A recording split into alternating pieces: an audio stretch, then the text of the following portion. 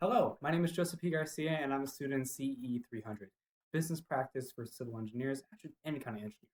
The nice thing about CE 300 is the fact that CE 300 flows. I really like the class that flows, and not necessarily like a normal structured class.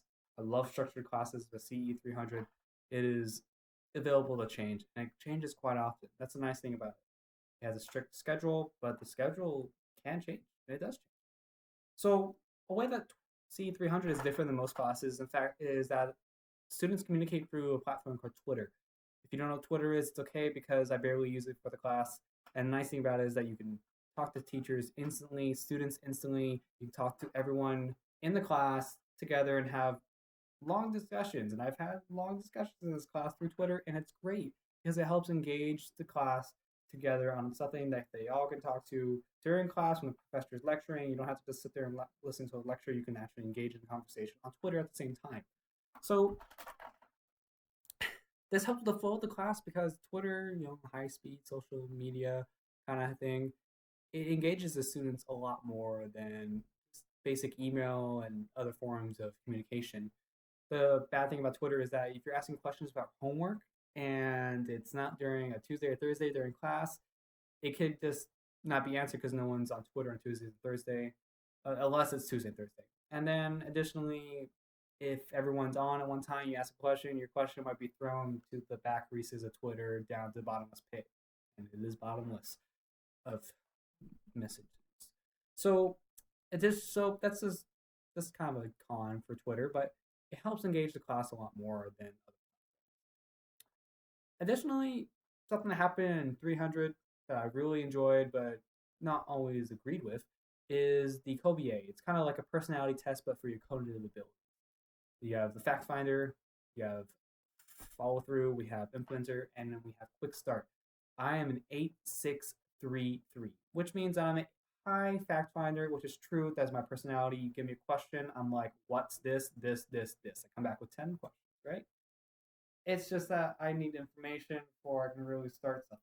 And that's true to my personality. I know that. I'm also a 6 in follow through, which doesn't mean I'm high in it. But doesn't mean I'm like always follow through on everything. And sometimes things fall through, and I try my best to follow through on them. Now I'm resistive in quick start and implementer. Quick start doesn't mean sometimes long quick start doesn't mean I'm not prone to just start something. I this is where I disagree because I'm a very spontaneous person. I made this video up in my head 2 minutes before I started recording it, and it's going pretty well so far. So the deal is that I feel like I'm in between because that's how I feel personally about my cognitive ability in quick start. Now, quick start means that you're someone who's willing to or able to just start, think quickly on their toes, and that doesn't mean you don't have the adverse effects of that. I just feel like through experience, I've learned how to think more quickly and flow with things, which is also why I like this class.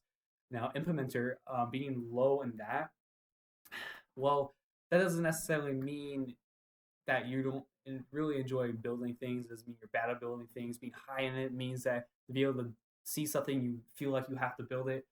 Being low implementer means that I have the ability to just imagine in my mind and be satisfied with that. Be like, okay, this is the way it should be, and I just thought it up. I can play little movie clips on my mind of pendulums hitting each other and be like, that's how that should go. Now that's another thing too. I feel like I'm in between implementer because I'm really good at my hands. Sometimes I just want to build stuff and I just do it. Built all those models over there, made all those paintings over there. There's some fun things I've done, and I feel like I deserve higher in implementer. But that's just those are my disagreements. What Kobe gave me, I agree with, but sometimes I feel like it's not always true.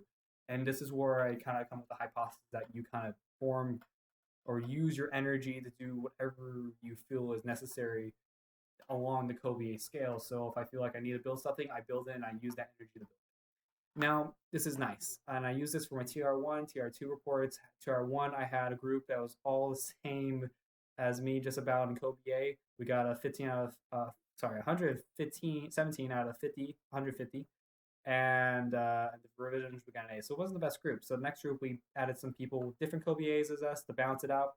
Got 2 points less than the first TR, and we're currently revising. So yeah. So it's inconclusive. I feel for myself. I need more data. So another thing too I liked about this class is the ethics portion, how all ethics, the social norms today boil down to your moralities, that which boil down to empathy, which is what the affection people show towards people, they have towards people when they are hearing their stories, hearing their lives, basically how you treat other people in the end. So I mean, I have ethics to hold doors open for people because I feel bad for people who have to hold a lot of things and open. I am trying to open doors and I hold like 15 boxes, so I just open the door for them. I'm like, hey, I can empathize with you. I don't know. I need help. I would need help doing that. So here, I'll help you out. And that kind of became my morals. And then over time, that has kind of became my thing. It became my ethics. It became other people's ethics because they saw me doing that and they're like, that's the right thing to do. So I mean, that's an example of that, and that can be used in our world today. And it's nice to see that. And this class, I just feel in closing words, um, 50 seconds of closing words, that this class is great for discussion. Apply yourself, because this class is all about being involved with the class, the students, teachers at the same time. Don't be afraid to ask questions. Don't be afraid to speak up and speak your mind, because that's the whole point of this class. This class would be boring as hell if you didn't engage yourself. And this class is all about engagement. Engage on Twitter, engage in person, engage outside of class about topics, discussions, discuss ethics, discuss what you think your ethics are and why you think they're better.